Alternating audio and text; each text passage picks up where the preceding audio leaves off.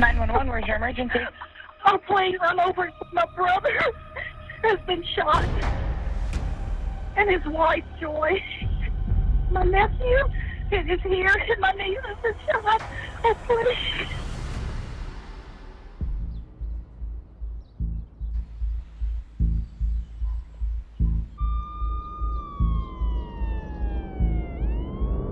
As we approached the house, it looked very well kept, very nice residence on a very, very nice piece of property. When I got closer, I saw the body of Lindsay Champion outside. He had a lot of blood coming from his head. In the basement, I observed Joy, face down, kind of in the fetal position, but on her knees with her head on the ground. There was an obvious bullet hole in the storm door. We went into the living room. I saw Emily Champion duct taped, lying in the floor. She had duct tape wrapped around her face, her feet, her ankles, and her hands. And I was just thinking, why is she taped so much? It was overkill, and it didn't make sense. As we entered the dining room area, there was an unidentified male. He was laying on the floor with a bullet hole right in the middle of his face and a roll of duct tape by his shoes. We were able to identify through an ID that was in his wallet as Vito Riservato. He was a 22-year-old male that had been residing in Hopkinsville, Kentucky. At that point, he was suspect number one. And I can remember standing there thinking, why'd you do this? What caused you to flip your switch and come in here and kill all these people?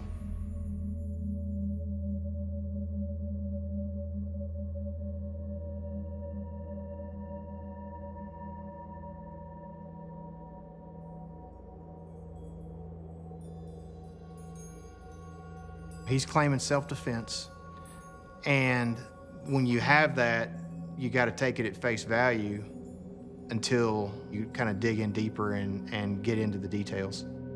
Give me some backstory to where everything started. The first time I ever met this guy was in a work-type situation. Do you know his name? Vito. At the time, my relationship with him didn't last very long at all. I brought him over here one day, and Emily was here, and I was just here to pick up my laundry. He was hitting on Emily. Creeped her out, apparently. About how long ago did all this stuff happen? Thursday. Ryan said that was enough to fire him. But he said that the day after Ryan and Vito had gone to Ryan's parents' house, that Vito had showed up back at the Champion residence. And I was thinking, well, that's pretty messed up that I fired the guy and he comes back here. Vito comes in and he's got the gun that I've got set out on the counter. And he says, that if I do anything, he's going to shoot Emily. And then he goes in, he tapes us up. He wasn't trying to break anything or steal anything. He just wanted to talk to Emily. That's when Mom and Dad came home. He ran outside. Me and Emily trying to get free, and that's when we heard the first gunshot. Before I could think, he runs back inside, doesn't say a word, and shoots Emily.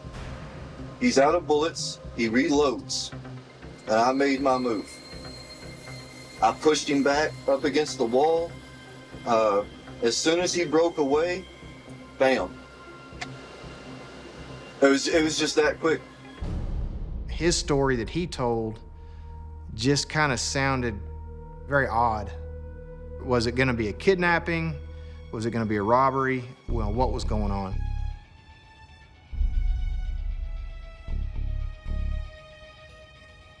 You said you seen him about Thursday, Friday? He popped in, but I haven't seen him in a while. I haven't seen him in a long while. Now, you introduced Ryan and Vito. Was it before Thursday? Or? No, it was... I'm trying to think now. That was maybe was. I don't know. They've only known each other maybe a week, tops maybe. We knew within a few minutes of talking to her that she was full of it. She only was telling us what Ryan told us. She was lying.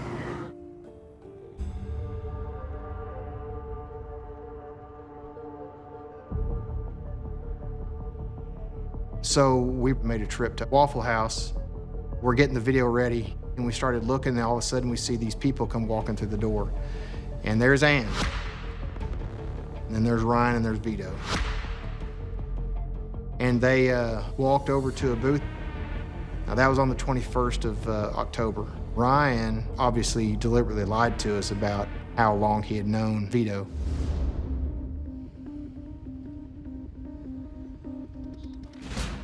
You ever been to Waffle House with him?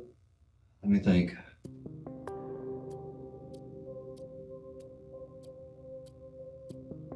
Yes, one night with him and Ann. Why'd you leave that out?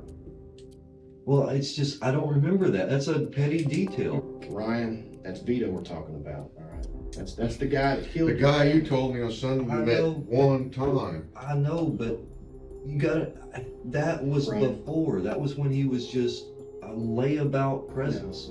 Look. I remember, it took you saying it to jog my memory that I even went to Waffle House with him. You left out being with the guy that killed your entire family. We've been waiting for you to tell the truth here. And all you're doing is walking in circles. You're dancing in a circle here, okay? Man up. Your story today didn't make any sense. Listen, it's not believable, all right? It's not believable. The only guy that survives is you, all right? Your sister was shot 3 times. Your mom and dad are dead. The guy that, in my opinion, you brought in there to do all this stuff, you killed. I believe that happened. But let Ryan, listen to me. You see how this looks? See where this is going?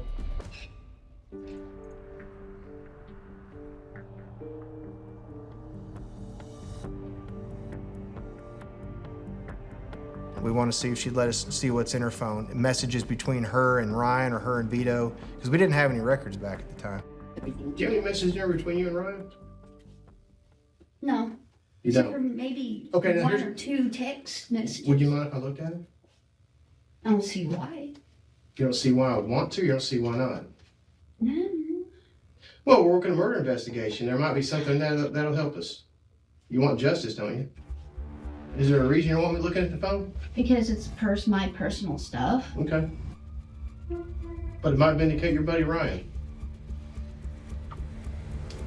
Or you're hiding something. I was sitting in trial in another murder case, and I thought, what if the duct tape can tell us the order who was taped when? Because I've had some training that you can place duct tape back together like a torn piece of paper. Ryan was always consistent that he was taped first by Vito Reservato and that he could not assist his sister because he was taped first.